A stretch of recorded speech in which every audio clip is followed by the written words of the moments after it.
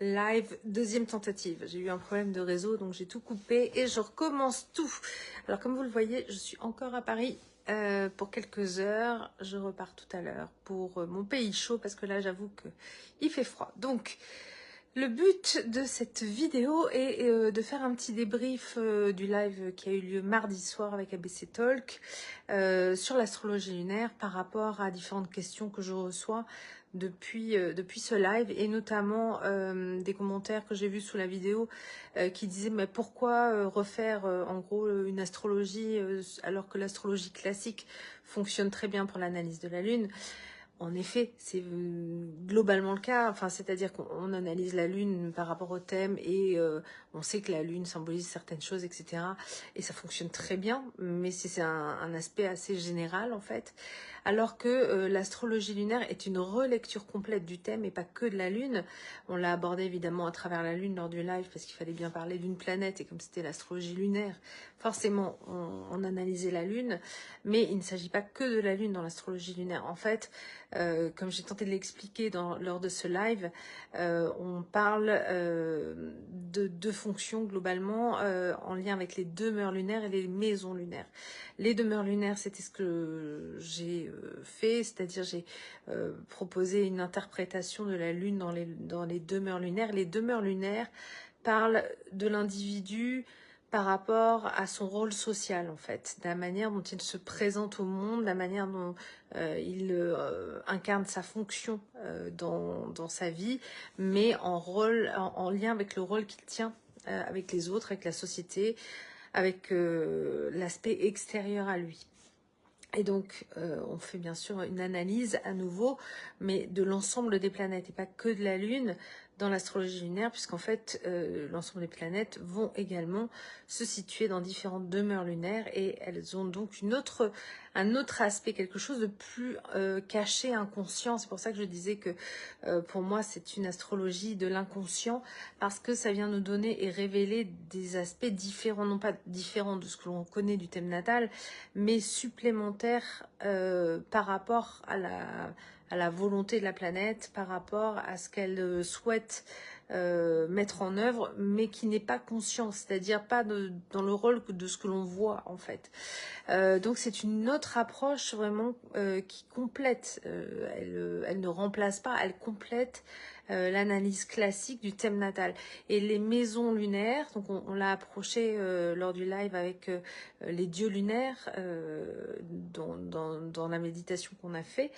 Il faut savoir que ces dieux lunaires ont influencé aussi les caractéristiques des maisons. Et les maisons, elles parlent de quelque chose de beaucoup plus intime, du rôle plus intérieur de l'incarnation, de ce que l'âme souhaite expérimenter dans son expérience incarnée.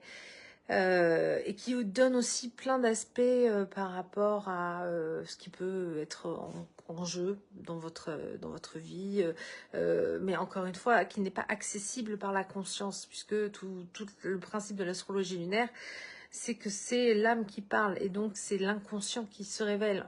Donc c'est encore une fois une relecture du thème très intéressante, parce que elle vient dévoiler des caractéristiques que normalement on ne connaît pas, à moins d'avoir déjà travaillé sur certaines choses, enfin, à travers différentes approches, que ce soit du karmique, du transgénérationnel, des choses comme ça. Mais ça vient révéler ça en fait, l'astrologie lunaire. C'est en fait tout le projet de l'âme à travers son rôle social et son rôle intérieur. Donc on est sur une astrologie plus pointue, plus détaillée, plus psychologique encore peut-être, mais encore une fois, qui ne refait pas les choses, qui vient la compléter en tout cas par rapport à l'astrologie classique. Donc tout est valable, tout est complet.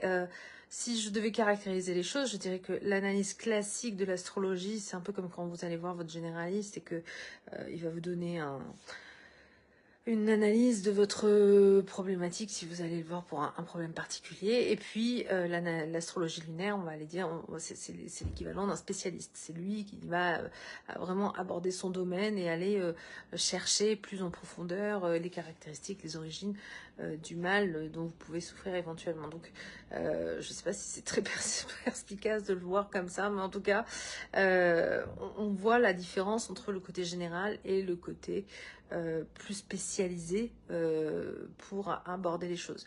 Encore une fois, c'est une relecture, ce n'est pas une transfiguration des choses, mais c'est très important et très intéressant d'avoir les deux pour mieux se comprendre en fait. Et cette astrologie, il faut le savoir, donc j'en ai vraiment, j'ai très très peu parlé de ça, et le problème c'est que lors d'une émission comme ça, on peut pas évoquer tout ce qu'on a envie, donc je pense que je vais faire plusieurs vidéos là-dessus.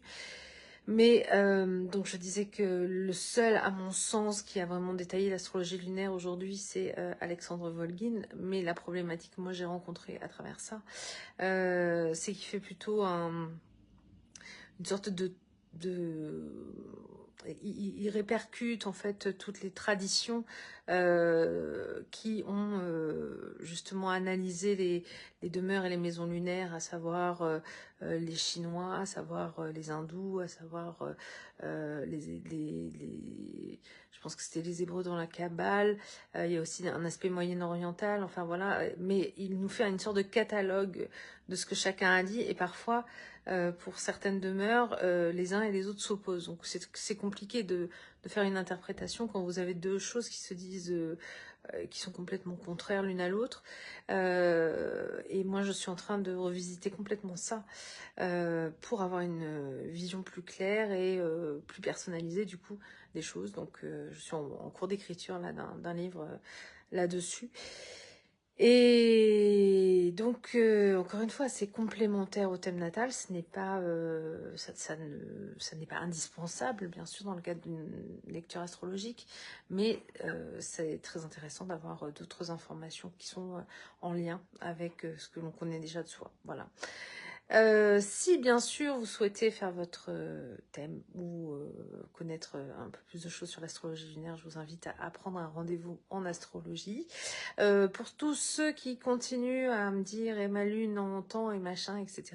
Évidemment, c'était valable lors du live, mais je ne vais pas analyser les lunes de chacun, comme vous pouvez l'imaginer, parce que ça va pas être possible tout simplement, et qu'encore une fois, si ça vous intéresse de connaître les caractéristiques de votre lune et du reste, encore une fois, c'est avec joie que je vous invite à prendre rendez-vous avec moi. Je vous souhaite à tous une excellente journée. Je vous dis à bientôt. Au revoir.